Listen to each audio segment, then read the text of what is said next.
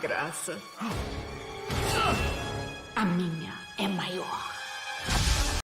Top 12 badass 80s female cartoon characters. Are you guys excited for Miss Marvel or what? A Disney production featuring a brown lady as its main character seems like a normal thing these days, doesn't it? So does the fact that Wonder Woman is amongst the most lucrative DCEU properties in a franchise that also happens to include Superman and Batman?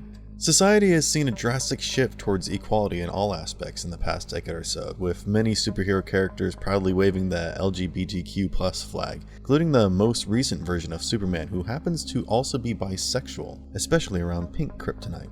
But back in the 80s, things were very different. The glass ceiling that is proverbial today was way more literal back then, and female representation in most media was relegated to either arm candy or damsel in distress, with the trope of the final girl only being recently introduced thanks to slasher flicks. And let's just say that Kamala Khan being a thing in Disney in the 80s would have been as marvelous as it is today, but even during a time when mainstream entertainment outlets were more concerned with gossip columns than building actual role models, the latter was already happening thanks to perhaps the most unexpected and most appropriate medium of entertainment for America's younger television viewers of the day, animated cartoon shows.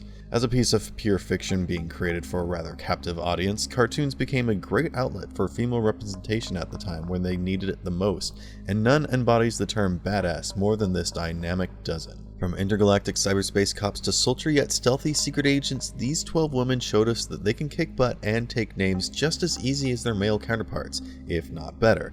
So, without further ado, here are top 12 badass 80s female cartoon characters explored. But before we get into our explanation, we do have a very small request. If you like our content, please support us by subscribing to our channel. This is a small click for you, but for us, it means a lot. Thank you. Let's begin. How are you?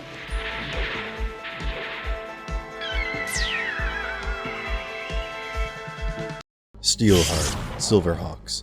What better way to kick off a list about badass ladies than talking about one with a literal heart of steel? Well, stainless steel, but we'll explain what we mean. In 1985, American kids were introduced to a crossover sci-fi treat of a TV series in the form of ThundarCats, a cartoon that was produced by the now defunct Rankin Bass Animated Entertainment with artwork from the Japanese studio Pacific Animation Corporation. The wild success of this story about a group of humanoid cat-like group of aliens wandering through Third Earth, which we will get to in a bit, emboldened the company to commission another animated series with the premise reversed. Instead of aliens coming to human society, this story would see humans engage in intergalactic police activities in a galaxy not so far away called Limbo. Debuting in September 1986, Silverhawks was this absurdist piece of galactic sci-fi buffoonery that was absolutely delightful in our opinion, and it's a shame that it only lasted for a single season. But we're so glad that it gave us this badass existence that is Steelheart, aka Sergeant Emily Hart from planet Earth. In the world of Silverhawks, humanity has become an intergalactic civilization because they had a base of operations in the Limbo Galaxy and commissioned the creation of a whole new kind of soldier to police its boundaries.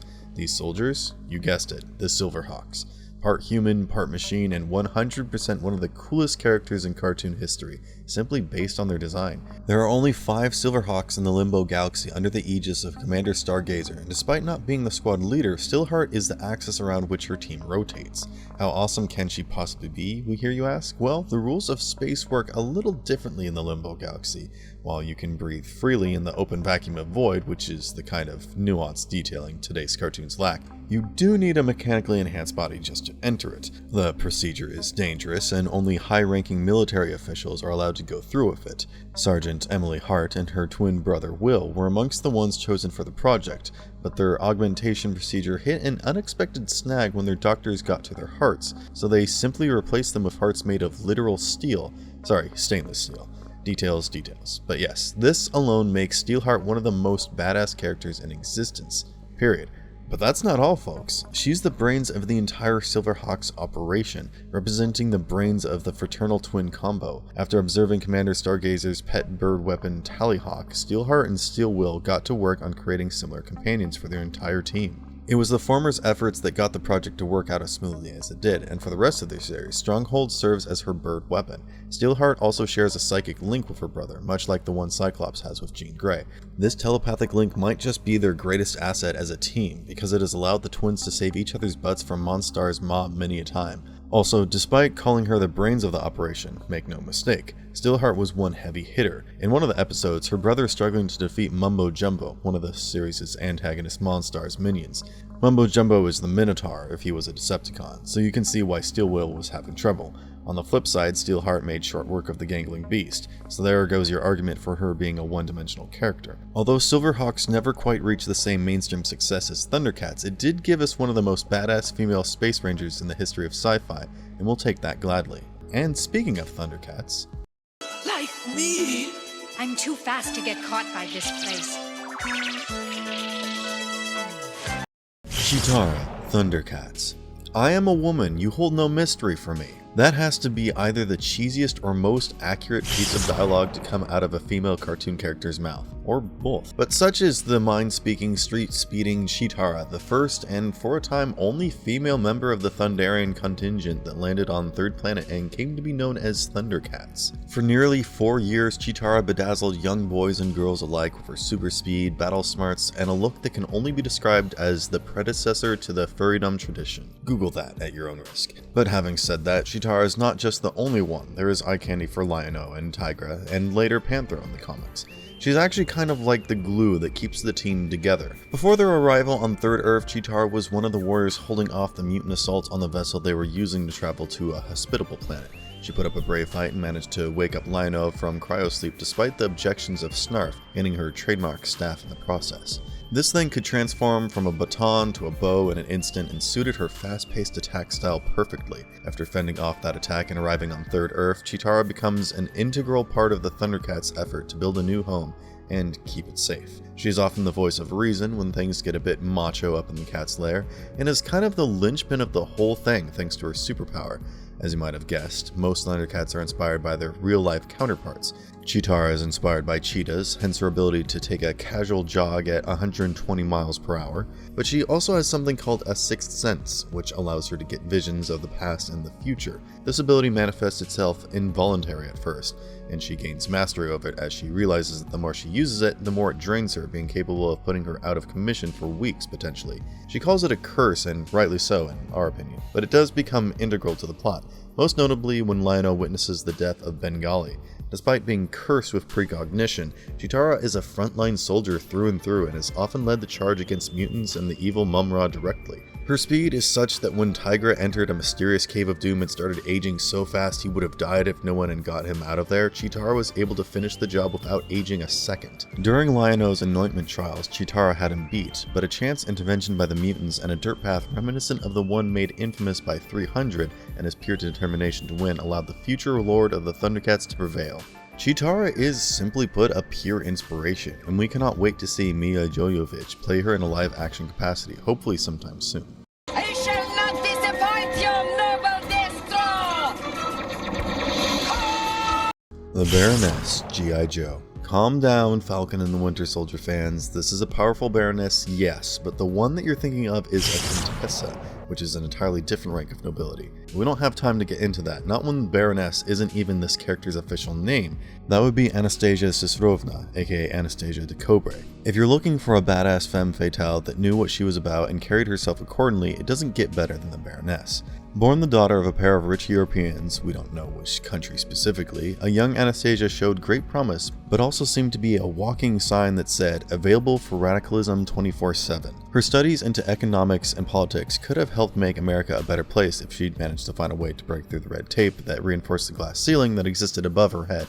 As the years went by, she went from being an outspoken activist to an outright extremist, holding anarchic views as to what the future of the United States should be, and rather self-serving ones as to who should lead this great nation into it. Eventually, it spilled over into outright acts of terrorism, and after she had crossed that line, Anastasia cared only about one thing: power.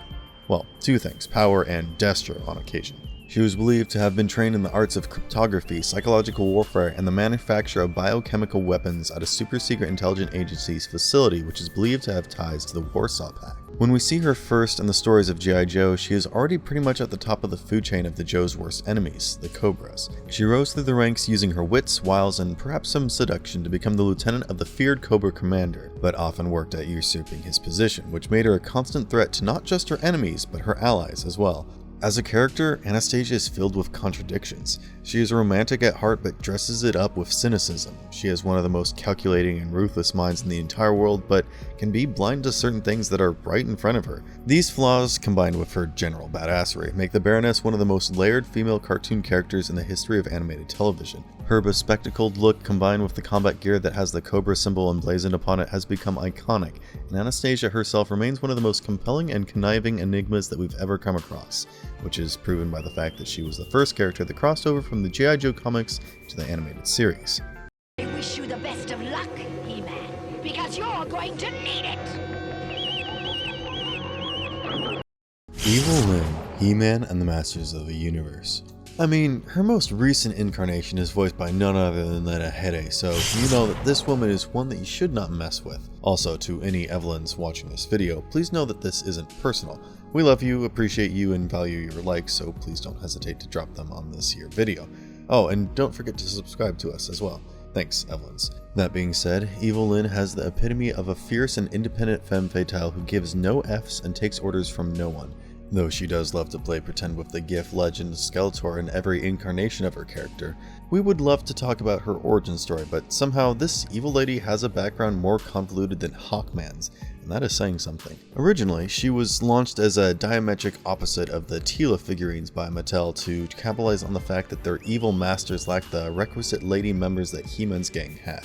As the lore of the He-Man universe began expanding, Evil-Lyn was explored further and has been positioned as both Skeletor's nefarious visor and his devoted former flame, depending on the adaptation you're talking about. The original animated series' companion Bible listed her as an Earth scientist who is fiercely competitive with and jealous of the woman who would go on to become her eternal enemy, Teela. Masters of the Universe Revelations shows us a different story, telling us that she had always survived in harsh conditions and her parents nearly turned her into a meal at one point, which is as grim as a thought as it gets. But keeping all that aside, it cannot be denied that Evil-Lyn is one of the best female antagonists of the 80s cartoon landscape, if not the 20th century as a whole. Even though she was Skeletor's second in command and his best asset by far, she never truly was committed to him, opting to usurp his throne for herself in the original animated series. Evil-Lyn is an extremely powerful sorceress who can control people's minds, which always makes her a threat to anyone around her just on baseline level. However, what makes her inspirational is her ability to think and act independent of her master, and her all-destructive yet all too understandable fallibility, both of which make her the most relatable villainess by far. Evil-Lyn doesn't like Teela but comes to grudgingly respect her over time. She feels trapped with Skeletor, but also can't leave him because of her love for him. In Revelation, she turned into a Zamasu-esque goddess who tried to destroy all creation and start over because of the years of villainy that had warped her perspective on doing the right thing. She's the perfect mix of tragic and evil, independent yet caged, vulnerable yet deadly, and is the quintessential cartoon femme fatale in our eyes.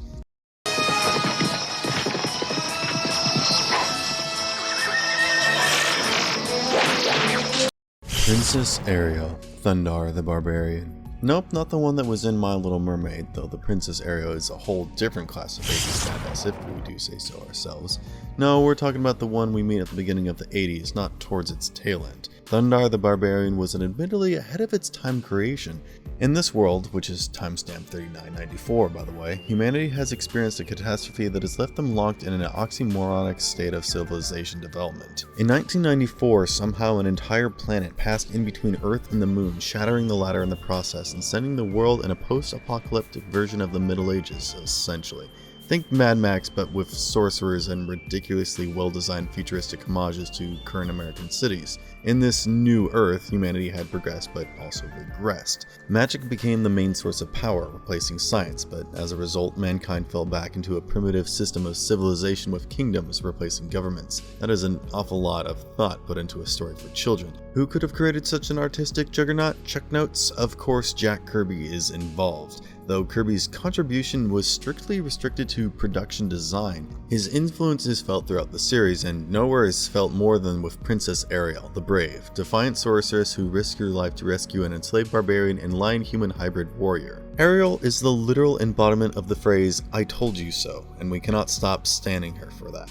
We get it, Thundarr. You are mighty, might makes right, blah blah blah. But most situations in the real world require logic to solve problems, not fists. And making Ariel the conduit of that logic is not only fantastic from a character comeuppance perspective, but a gender perspective as well. Without getting too much into the debate of her breaking the mold of the damsel in distress princess, we're just gonna say that Disenchantment's being is highly inspired by Princess Ariel, but that's just us. Keeping that bit of sass aside, she is also the brains of the entire operation, much like most of the stunning ladies that we have featured in this list so far. Ariel is portrayed as a strong sorceress, a tome of knowledge, and a literal pop culture guide for her comparatively witless companions. That would be us, the viewers at home, of course. Beautiful, dutiful, and yet filled with an aura of daring and playfulness. Ariel was a welcome highlight of the sadly short-lived Thundarr the Barbarian animated series. Here's hoping they reboot the series sometime soon, because Ariel's I told you so shenanigans would just ring truer in the 21st century.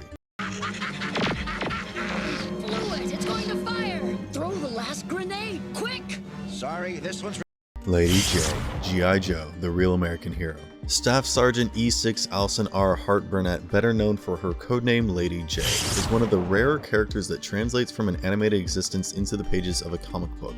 But given the fact that she is probably the best thing that the Joes have going for them in terms of a fearless researcher and team leader, we don't think they mind this late canonical addition at all. In fact, if anything, they might just welcome it, because Lady Jaye is a pure, unfiltered badass in combat gear. The only character behind Cobra Commander to get featured time on the animated show, Lady Jaye made sure she made every second on screen count, and managed to get us to rally behind this uber-confident master of espionage who feels more like Bene Gesserit than James Bond, and that too in a series specifically about the military.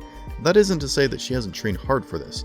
Jaye is a Bryn Mawr and Trinity College graduate, has been certified as a pilot and a ranger, and is often the Joe's lead tester. That goes for both equipment and new Joes, by the way. That's right, Lady Jaye is the one who does the breaking in around these parts, boys. She isn't just a corporate shill either.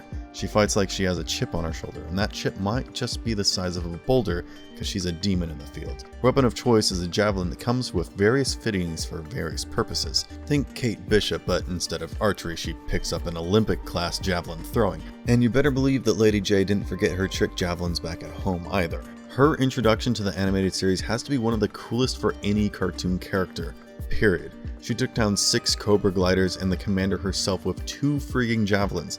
How can you not love her? And when she's not out saving her fellow Joes' butts, which is most of the time, she's infiltrating terrorist operations worldwide without utilizing the usual amount of heavy makeup when disguising herself. Her espionage and acting skills are so on point that she can mimic a person down to the minutia of their mannerisms, something that comes in very handy when she impersonates the Baroness and infiltrates Cobra Command to find and destroy the Vortex Cone. While her relationship with Flint is quintessential 80s drama with the latter's heroic swaying Jaye towards caring for him, can't be denied that they do make a powerhouse of a couple.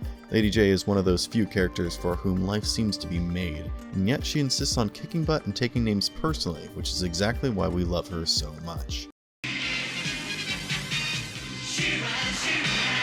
I am She-Ra!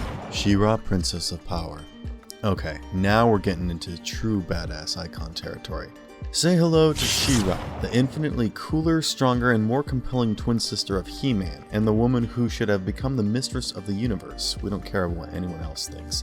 She-Ra's story is kind of like Mr. Miracles, except she's set in Etheria, not Apocalypse, and she wasn't swapped as part of a peace treaty. Her birth name is Adora. She was the princess of all Eternia alongside her twin brother Adam, but soon after her birth, she was kidnapped by the evil Hordak and spirited away to his lairs in the malevolent planet of Etheria. There, he brainwashed her and made her a part of his evil horde, raising her to the rank of force captain over the years. Adora was unaware of her true parentage and served Hordak faithfully as a result. That is, until one day when she encountered the sorceress, who manifested herself in front of the lost princess to view the jewel entombed within the Sword of Protection. The sorceress reveals to her that she is, in fact, Princess Adora of Eternia, and that the He-Man her horde had kept captive so far was her brother. Having already sensed a weird kinship with the hero, Adora instantly accepts the sorceress' explanation of the truth, which is kind of stupid of her in retrospect because, like, sorceress are usually the evil ones, but thankfully that isn't the case in He-Man universe. She reaffirms her allegiance to her royal house and her commitment to her newfound duty, that of liberating Etheria from the oppression of Hordak's evil horde. She utters the phrase, "for the honor of Grayskull," and is instantly transformed into She-Ra, the keeper of the Sword of Protection and the defender of the defenseless of planet Etheria. As She-Ra, Adora becomes the leader of the Great Rebellion that is unraveling in opposition to Hordak's rule and helps them secure great victories thanks to her intimate knowledge of the Horde's tactics. She shares her male counterpart's fervent devotion to doing the right thing, but that's about where the similarities end for us because, as far as we're concerned, Adam is a pampered baby and Adora is a hard-knock insurgent with years of experience in the trenches working for a cause that isn't even hers in the first place. You tell us who sounds more heroic to you. Oh, and as an extra bonus, her sword shapeshifts into any weapon or tool she wants. She doesn't have to point its tip towards Spirit to turn him into Swift Wind either. On top of that, she can telepathically communicate with animals, and also Swift Wind is a frigging unicorn, so she sounds like Freya from Norse mythology at this point. Indeed, She-Ra's efforts to stop the Horde can only be seen as godlike. At a time when female leads in comics were not as relevant as a thing as it is today, She-Ra had an entire TV show dedicated to showing us exactly how badass this rebel princess was. It's just a shame she couldn't finish her journey on screen back then, which was why the 2018 reboot was such a pleasant surprise for us, and we're glad they chose She-Ra over He-Man to reboot because honestly, Adam's put-on meek persona gets rather tiresome over time. We'd rather root for the fiery rebel leader instead, but that's just us. Great, but it's time for me to be myself. To be Firestar. Firestar, Spider-Man and His Amazing Friends. It is borderline terrifying to think that perhaps one of the best screen-to-comic translations of the character was almost ruined by naming her after an ECW pay-per-view. Though, to be fair to Marvel, the extreme promotion wasn't around at the time they came up with Firestar. The story behind her conception itself is fascinating. Back in the 80s, Marvel was facing a lot of difficulties getting the Human Torch onto their animated shows because of disputes that we are sure Kevin Feige and his crew would laugh at and call petty today. But because Torch wasn't going to be able to show up to fill out the planned trifecta of superheroes, the show's creators decided to go back to the drawing board and come up with an entirely new character to replace him. Enter Angelica Jones, a mutant with the ability to control microwave emissions. Remember when we said that they were going to give her a ridiculous superhero name before? That was going to be Heatwave, and now you know why we're glad they went with Firestar. Her superpower essentially is the same as the Human Torch's, but her background isn't, because unlike Johnny Storm, Angelica Jones is a mutant. She has been since the day she was born. She grew up in extreme poverty with her father and was relentlessly bullied by a girl named Bonnie. The reasons were varied, but they were mostly centered on her social status. The first time Angelica's mutant abilities manifested was when Bonnie was giving her a hard time while building a snowman. Young Miss Jones unwittingly melted the entire thing into a puddle. Angelica kept trying to become genuine friends with Bonnie, but there was no end to her vanity.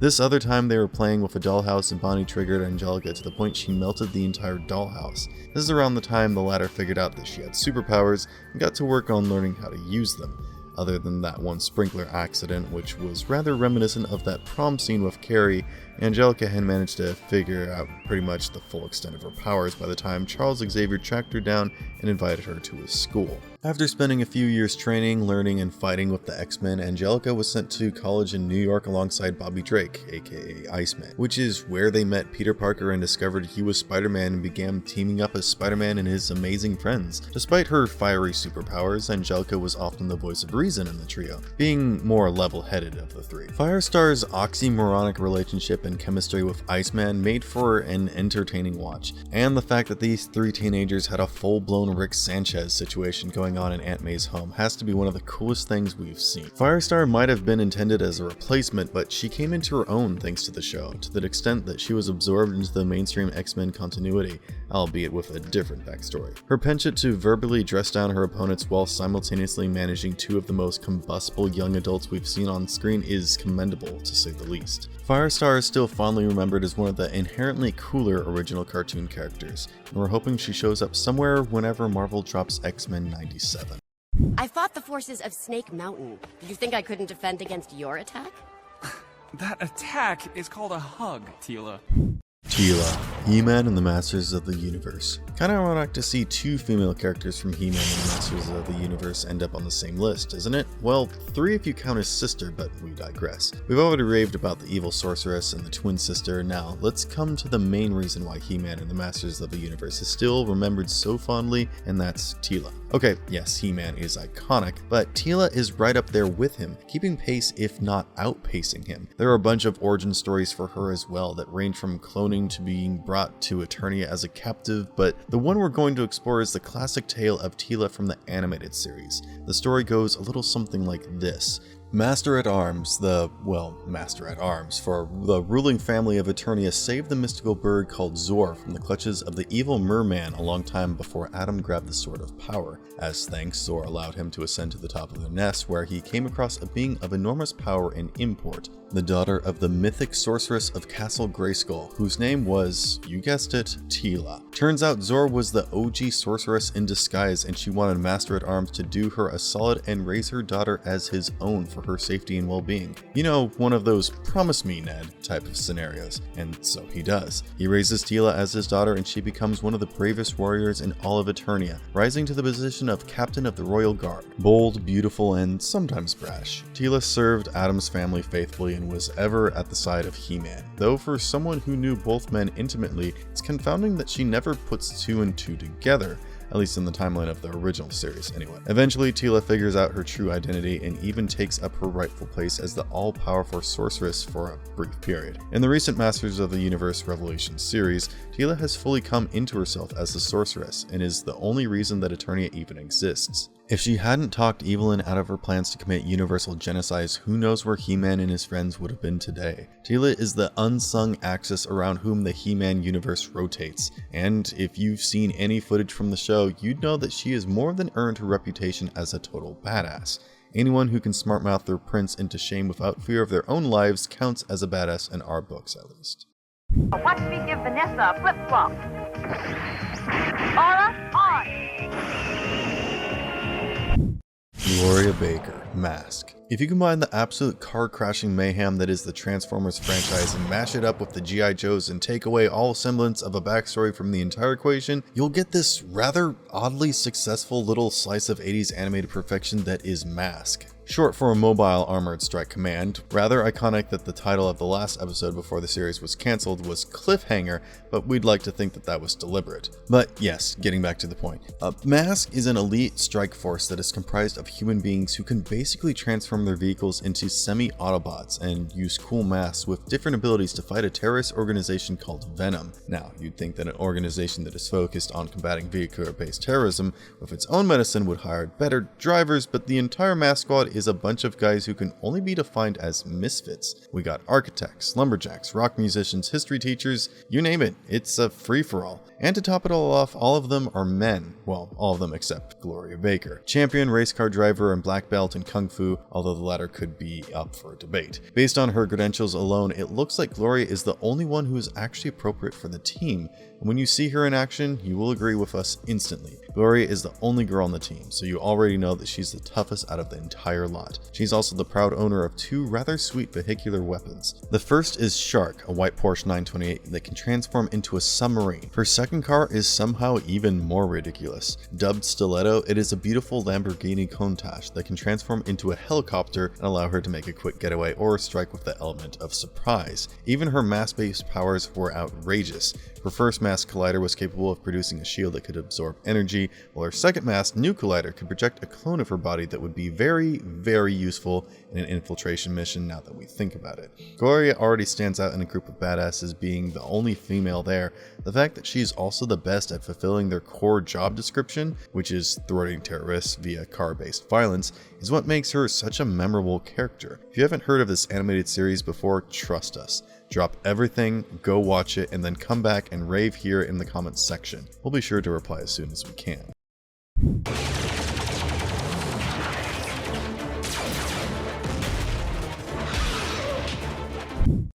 Arcee Transformers.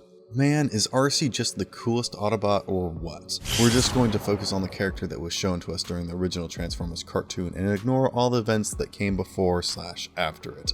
especially whatever happened in Revenge of the Fallen. This pink-tinted female Autobot has two things that make her one of the badass Autobots in existence. The first is her obscenely elegant car transformation, and the second is the fact that she is an absolute force of metal when it comes to combat situations. At the beginning of the series, we see this play out in front of our very eyes. As Decepticons are raining proverbial hellfire on Autobot City, Arcee helps Springer flip on the city's defenses and manages to get its fortress transformation completed just in time. After a small unit of Autobots recovers from Megatron's attack, she is amongst the ones leading the charge against the ancient enemy of the Autobots' god Primus, the planet-devouring Unicron. She is able to take down Unicron's henchman Galvatron and stop him from destroying Cybertron itself, all the while acting as the protector of the young human known as Daniel Witwicky. Yep, Shia LaBeouf could have had the chance to go space ranging instead of scrambling through the desert had the live-action creators of the Transformers movies paid any attention to the actual lore, but we digress. Arcee goes on to prove her worth and one of the best Autobot soldiers against beings as ancient and as powerful as the Quintessence. She even manages to take down a zombified Optimus Prime, all Herculean feats in this fantastic world of sentient robots. It's almost as if Arcee is an anti-damsel in distress trope. Her creator Ron Friedman fought for her inclusion in the Transformers series despite serious pushback, and he made sure to make her strong enough to live up to that fight. Arcee is compassionate and kind and shows a genuinely unparalleled level of friendship to the human Daniel Witwicky, but makes no mistake, she is a deadly smart tactician with a battle record that would put most Decepticon generals to shame, and is single-handedly responsible for making the color pink punk.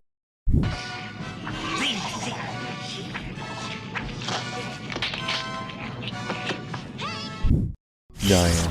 Dungeons and Dragons. Move over, Dwayne Johnson, with your Jumanji sequels and your awesome tequila, you absolute beefsteak of a man. Dungeons and Dragons did the entire kids get stuck in games shtick first, on syndicated television no less.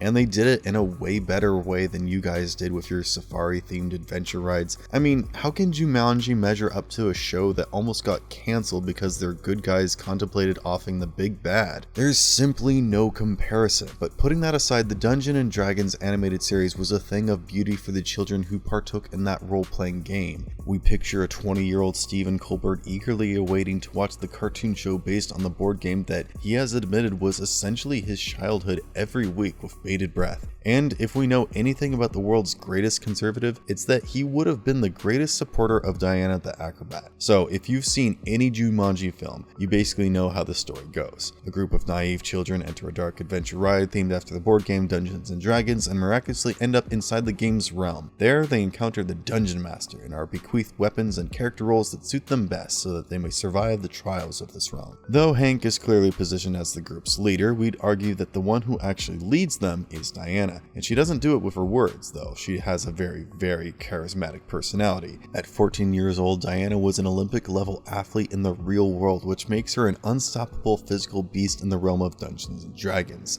And armed with her resizable glow pole of doom, there is no way you will look at this woman and think that she is anything less than a heroine. She is bold, outspoken, and often the first to charge headfirst into a situation, and although it doesn't always work out in her favor, she does manage to make it out of most scenarios relatively unscathed and with her friends in one piece, thanks in large part to her inhuman acrobatic skills. She can pole vault over entire chasms, can naturally take the lead in a situation in Hank's absence, and is consistently portrayed as a strong female badass whom nobody can punk into submission so easily. It's also shown that she isn't a selfish person and is capable of putting the needs of others before herself. The most notable example of this comes in the episode titled Child of the Stargazer, where she finds her literal soulmate and ends up rejecting him in favor of saving her friends. It's not hard for us to guess why any little girl who sees Diana in action would get inspired by her. Gatinho malvado. Marvelous verdict. Even though they cater to a younger audience than most other forms of media, ironically enough, cartoons and animated series are where you find the best kind of commentary and social discussions taking place. Take this Dynamite Dozen for instance. You guys can look up any big movie from the 80s and do a side-by-side analysis of a character treatment, and 10 times out of 10, cartoons will emerge on top in terms of how they've portrayed women as being on the same level, if not above men. These badass women don't always fight for the right side. After all, we've given a character called Evil-Lyn on this list, and it doesn't get more on the nose than that. But what they represent goes deeper than that. They represent the fact that women can and are doing more than they are given credit for. before, something that resonates with the reality that we are currently living in 2022, but was still a fantasy in the 1980s. From She-Ra's heroic rebellion to the Baroness's Machiavellian schemes, they are all badasses in their own right, and nothing can take that away from them. And if you liked our content, don't forget to leave a like and subscribe to us if you haven't already. Have a good one, be safe. Thanks everyone. Just a little bit too late, I'm afraid. I no longer have any need of your crutch. See?